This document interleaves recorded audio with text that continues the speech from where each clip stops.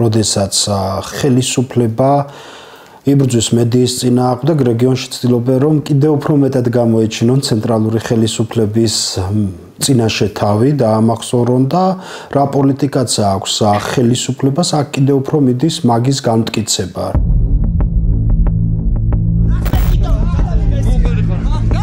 თუ გამივა და გაშინებ, თუ გამივა ხელს დაგარტყავ, თუ გამივა და გამომივა, რომ რაღაც ზეწოლა შევეცდები სატელეფონო ზარებით, ყველა ეტაპი გვაქვს რეგიონის ჟურნალისტებს გავლილი ეს.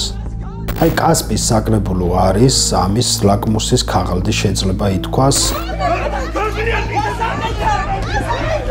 მას შემდეგ რაც ამოიწურება ყველა შესაძლებლობა რომ ეროვნულ დონეზე მივაღწიოთ სამართალს და სამართლიანობას, ამ შემთხვევაში გვიწევს ხოლმე მივმართოთ ადამიანის უფლებათა ევროპულ სასამართლოს, სადაც ერთ შემთხვევაში ვიცავთ 2 ჟურნალისტის ინტერესს, ხოლო მეორე შემთხვევაში 6 ჟურნალისტის ინტერესს. პირდაპირ სისხლი ადინეს რა ადამიანებს, ვინც საკრებულოს ხდომაზე იყო.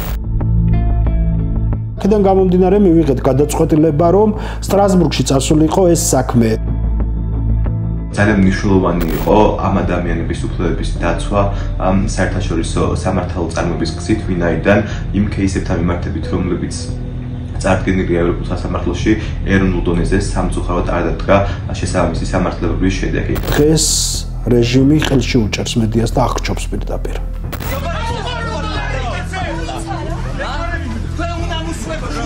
ამ საქმეებზე ძირითად დარღვევად, რასაც ვითხოვთ, რომ დადგინდეს სახელმწიფოს მიმართ, ეს არის გამოხატვის თავისუფლებაში, ასე ვთქვათ, ჩარევა, იქიდან გამომდინარე, რომ ჟურნალისტებს სწორედ იმიტომ დაესხნენ თავს, რომ ისინი ჟურნალისტები იყვნენ და არ მისცეს მათ ჟურნალისტური საქმიანობის განხორციელება, თუმცა რა თქმა უნდა, ჩვენ დამატებით ვითხოვთ წამებისა და არა ადამიანური მოპყრობის მუხლის დარღვევის დადგენას, რამდენადაც ამ ჟურნალისტების მიმართ ასევე ადგილი ჰქონდა ფიზიკურ ძალადობას.